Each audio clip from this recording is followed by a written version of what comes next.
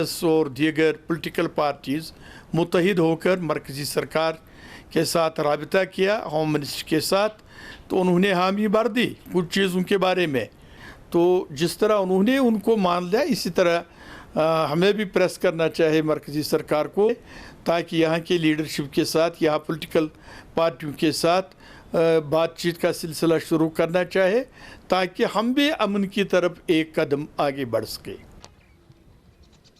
हकीम मोहम्मद यासीन भी एक होने की बात करें, लेकिन सियासत में मुत्तहिद हो जाएं तो कुछ हो सकता है, लेकिन सियासत में ये भी कहा जाता है कि सियासतदान कभी इकट्ठे नहीं हो सकते, क्योंकि उनके अपने अपने मुफादात होते हैं। लेकिन अब की बार कहीं न कहीं लोगों का प्रेशर यहाँ के सियासतदान और सियासी जमातों पर असर डाल भी रहा है, और PDP भी वही बोली बोल रही है जो दूसरी जमातें बोल रही हैं। हरबख्श सिंह PDP के लीडर ये भी बता रहे हैं कि अब की बार कुछ न कुछ करना ही पड़ेगा। हमें एक मिसाल देनी चाहिए, हमें एक मिलजुल के जो ये यूनिटी है ये दिखानी चाहिए।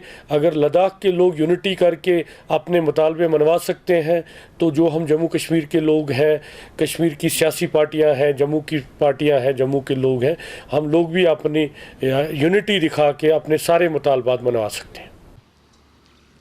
ये उन सियासी जमातों की बात जो सियासत के मैदान में गुपकार डिक्लेरेशन पर बात करें, लेकिन अपनी पार्टी की आज श्रीनगर में मीटिंग भी हुई, और सईद अल्ताफ़ बुखारी की सरबराही में हुई इस मीटिंग के दौरान कई मामलात पर, ज़मीनी हक़ाइक़ पर बात तो की गई, लेकिन 370 और 35 एक हवाले से इस मीटिंग के दौरान जिस भी लीडर ने तकरीर की, सबका यही कहना था कि लॉलीपॉप माजी में भी दिखाया गया, अब की बार भी दिखाया जा रहा है। और श्रीनगर में आज हुई मीटिंग के दौरान अक्सर लीडरान ने आवाम को होश के नाखून लेने का मशवरा देते हुए बताया कि आगे देखें कौन सी पार्टी उनके लिए बात करती है, कौन सी पार्टी ज़मीनी हक़ाइक़ की बात करती है, क्योंकि आज की तकारीर में माजी का हवाला देते हुए बताया गया कि अपने दीन की दुकान बनाने के लिए सभी लीडरान ने कश्मीर के कवानीन को रोंदा, कश्मीर के हालात को रोंदा।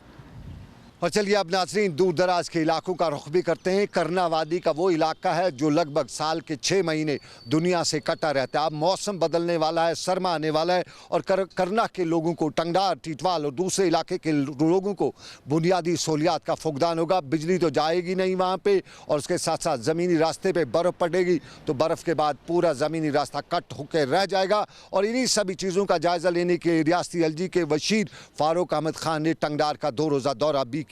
टंगडार के मुख्तलिफ इलाकों और गाँव में जाकर आवाम की बुनियादी सहूलियात का जायज़ा लिया, अवामी मीटिंगों का सिलसिला भी जारी रखा, भरोसा भी दिलाया, और ये भी बताया कि टनल जो आवाम की वहाँ की एक दरीना मांग है, उस टनल के हवाले से भी बात की जाएगी, और उसके साथ साथ इस सरमा में गवर्नर इंतज़ामिया उन्हें कोई तकलीफ होने भी नहीं देगी। यूटी में जन अभियान का एक सिलसिला शुरू हुआ है, और उसी सिलसिले में ब्लॉक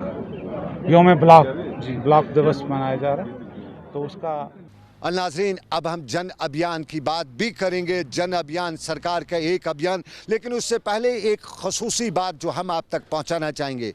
अब की बार कश्मीर में मौसम का मिजाज कुछ बिगड़ा सा रहा, हालात की मार भी रही। कोविड से पहले सियासी हालात और कोविड के बाद लोगों का आना जाना बंद, और जब कोविड में किसी हद तक सुधार दिखाई दिया तो कश्मीर की फ्रूट इंडस्ट्री से वाबस्ता हर शख्स इन दिनों यही रो रहा है कि जम्मू श्रीनगर हाईवे पर उनका माल जो भेजा जा रहा है उसमें रोड़े अटकाए जाते हैं, और जब तक वो मंडियों में पहुंचेगा तब तक वो माल सड़ जाता है। ये वो माल जो श्रीनगर की मंडियों में पहुंचाया जाता है। लेकिन अब की बार जो सेबों का हाल है, जो बागात में अभी दरख्तों के साथ लगे हुए सेब हैं, उनका हाल जार देखते हुए यही कहा जा सकता है कि कुछ तो है जो सब आफत आई हुई है। अब की बार 90% बागात में मेवा स्केब की बीमारी का शिकार है। समझ किसी की नहीं आ रहा है कि आखिर ऐसा क्यों हुआ। किसान बागबान कहता है कि हमने दवाई तो छिड़की है, ऐसा हुआ नहीं, होना नहीं चाहिएगा। और कई जगहों पे किसान की ये भी शिकायत है कि दवाई छिड़कने के बावजूद भी बागात में सेब को स्केब की बीमारी होना कोई साजिश तो नहीं। ये साजिश नहीं या कुछ और है, ये लोगों का इल्ज़ाम। और हमने मुतलका हुकाम जो एग्रीकल्चर डिपार्टमेंट है, हॉर्टिकल्चर डिपार्टमेंट है, उनके अफसरान से बात की, उनसे जाना कि आखिर वजह क्या है। और अक्सर जगहों पर उनका जवाब यही आता है कि शायद इस किसान ने, इस बाग मालिक ने सही दवाई सही वक्त पे नहीं छिड़की है।